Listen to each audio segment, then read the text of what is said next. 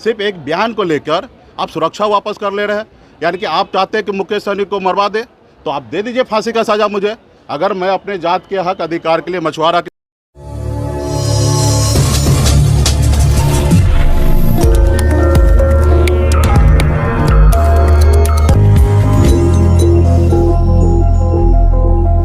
प्रधानमंत्री नरेंद्र मोदी के ऊपर मुकेश सहनी के ताली बजाने के बयान के बाद गृह मंत्रालय ने उनका Y+ सुरक्षा वापस ले लिया। सुरक्षा वापस होने के बाद मुकेश सहनी ने कहा, मैंने वैसा कुछ नहीं बोला था, लेकिन बावजूद इसके मेरे बयान को तोड़ मरोड़ कर लिया गया और मेरी सुरक्षा हटा दी गई। सुरक्षा कम की जा सकती थी, लेकिन सीधे हटा दी गई। मुकेश सहनी ने केंद्र सरकार पर आरोप लगाया कि वे मुझे मरवाना चाहते हैं तो मुझे फांसी दे दे, लेकिन मैं गुलामी नहीं करूंगा। आगे सुनिए क्या कहा मुकेश। देखिए, मैंने कोई भी ऐसा बयान नहीं दिया जो देश के प्रधानमंत्री को गरिमा को नीचा करेगा।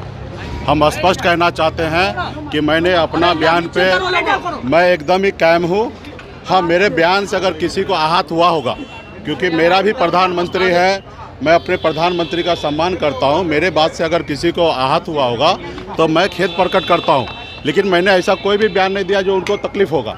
मैंने ये कहा कि जब हमारे VP सिंह की सरकार थी, जो मंडल आयोग जो कमीशन लागू हुआ था, जो उसमें खास करके पिछड़ा अति पिछड़ा OBC का आरक्षण लागू हुआ, जिसमें अमित शाह जी ने, गृह मंत्री जी ने आए और झूठ बोल रहे हैं कि कांग्रेस पार्टी ने सारे अटका कर रखा है। मेरा कहना ये था कि भारतीय जनता पार्टी या गृह मंत्री जी, किसी के हाथ में मेहंदी नहीं लगा था।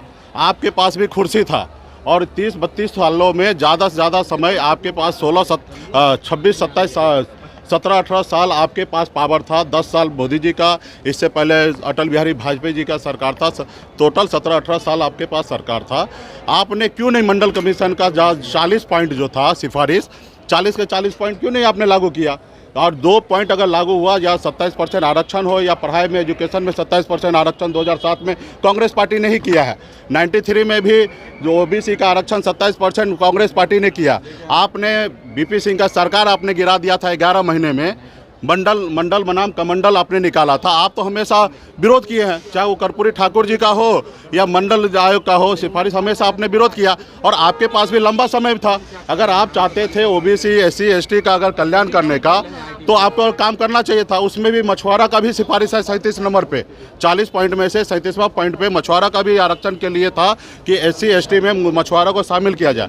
तो ये आपने नहीं किया। बिहार के लोगों को झूठ बोल रहे हैं, आके अलग अलग बात कर रहे हैं। आप मंदिर मस्जिद, हिंदू मुसलमान, मुकेश सहनी क्या खाएंगे उस पर जिक्र कर रहे हैं। ये नहीं कह रहे हैं कि आपने ये किया। आपने बताइए कि आपने दिसंबर महीना में आपने हमसे मिलके कहा कि हम आरक्षण लागू करते हैं, और जब आरक्षण लागू करने की बात हुआ, सब चीज़ हो गया, आपने क्या किया? नीतीश कुमार जी को पलटा लिया और मल्ला के बेटा को आपने छोड़ दिया।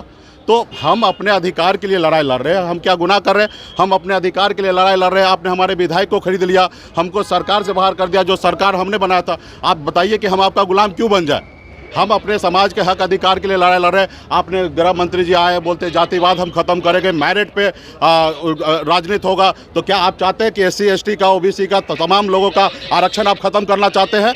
तो इसलिए आप सारे चीज़ें आपको स्पष्ट करना पड़ेगा कि आप किसके साथ हैं। और रहा कि आप बताइए, मेरे बयान से हो सकता किसी को तकलीफ होगा। लोकतंत्र की लड़ाई लड़ रहे हैं हम लोग भाई, ये लोकतंत्र है। आप बताइए कि हमको Y+ का सुरक्षा मुहैया हुआ था और ये भारत सरकार के द्वारा दिया गया। और Y+ सुरक्षा जो होता है वो एक प्रक्रिया से मिलता है और एक प्रक्रिया से उसको ख़त्म किया जाता है।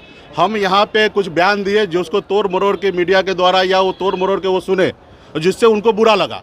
अब बुरा लगने से हमारे सुरक्षा से आपको क्या संबंध है? आप हमसे लड़ाई लड़ते, हम उस पर आपको बात करते कि हमने क्या कहा और आपने क्यों सुना। आप बताइए कि मैं यहाँ से हेलीकॉप्टर से उड़ा और मैं सिवान गया, और सिवान से उड़कर मैं जैसे सीतामढ़ी पहुंचा, ऊपर में ही था, और उतने देर में हमारा सुरक्षा गायब हो गया। जो लोग हमारे सुरक्षा कर्मी गए थे वो बोले कि आपका सुरक्षा विड्रॉल हो गया, और जबकि अभी तक ऑथराइज कोई भी लेटर हमारे पास नहीं आया। सिर्फ एक बयान को लेकर आप सुरक्षा वापस कर ले रहे हैं।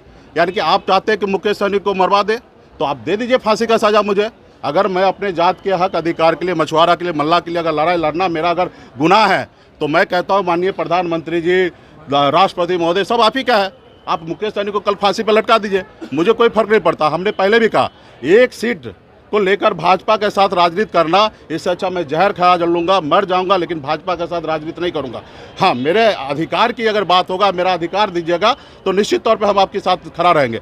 अगर जब तक मछुआरा का बेटा को, मल्ला का बेटा को अधिकार नहीं दीजिएगा, हम चट्टानी एकता के ताकत के साथ खड़ा रहेंगे।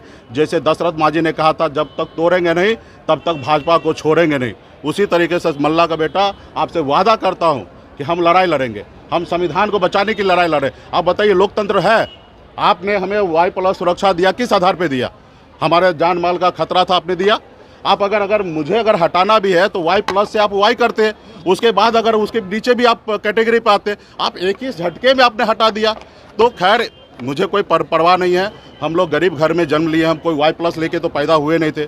हम संघर्ष करने वाले लोग हैं, 900 रुपये महीने पे मजदूरी करने वाले लोग हैं, और हम यहाँ पे आए अपने लोगों के लिए काम कर रहे हैं। उनको भाजपा को कल जिस रोज़ मजबूरी था, ज़रूरी था, उस रोज़ लगा कि मुकेश सहनी को साथ लेना, उस रोज़ Y+ दिए, आज वो ख़त्म कर लिया। मुझे कोई एतराज़ नहीं है। यही तो हम नहीं चाहते हैं ना कि रेबरी के तरह Y+ ये वो सब बांटा जाए। अगर आपने प्रक्रिया से दिया तो प्रक्रिया से हटाना चाहिए, या आप बगैर प्रक्रिया से दिए। यही हम चाहते हैं कि संविधान जिंदा रहे, संविधान के साथ कोई खिलवाड़ ना हो।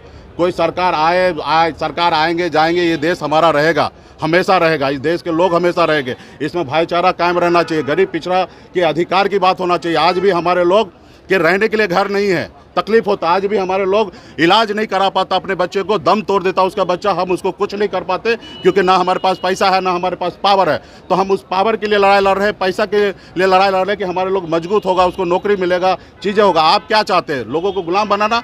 5 किलो चावल देकर आप चाहते हैं कि देश के लोगों को हम गुलाम बना कर रखें? 5 किलो चावल से क्या होने वाला? और वो भी चावल किसी का घर का है। ये भारत सरकार का, देश के हर एक नागरिक का उस पर अधिकार है, लेकिन आप लोग अलग तरीके से कर रहे हैं। आपने कुछ नहीं। हम तो प्रधानमंत्री से हाथ जोड़ के आग्रह करता हूँ, प्रधानमंत्री जी, आप हमारे भी प्रधानमंत्री हैं। देश के 140 करोड़ जनता जो है, उसका आप माई बाप है। आप उनके बारे में सोचिए, गरीब युवा के बारे में सोचिए। जो आपने 2014 में वादा किया वो सोचिए। और मैं तो कहना चाहता हूँ कि 2014 में जो आपने भाषण दिया, वही भाषण दीजिए अभी, तब आपको जनता के तरफ से पता चलेगा कि आपने अच्छा काम किया कि बुरा काम किया। बाबा साहब भीमराव अंबेडकर ने हमें संविधान बना के दिया, उसमें नेता के लिए सिर्फ 5 साल का समय दिया है। सरकारी नौकरी पे जाइएगा तो 58 साल 60 साल तक में आपका रिटायरमेंट होगा, लेकिन नेता के लिए 5 साल सोच समझ के दिया, इसलिए क्योंकि नेता है ना, मालिक नहीं है, जनता मालिक है। अगर नेता 420 करेगा, झूठ बोलेगा, गलत करेगा, तो जनता के पास अधिकार होगा कि 5 साल में उसको बदलने का। तो वही हम चाहते हैं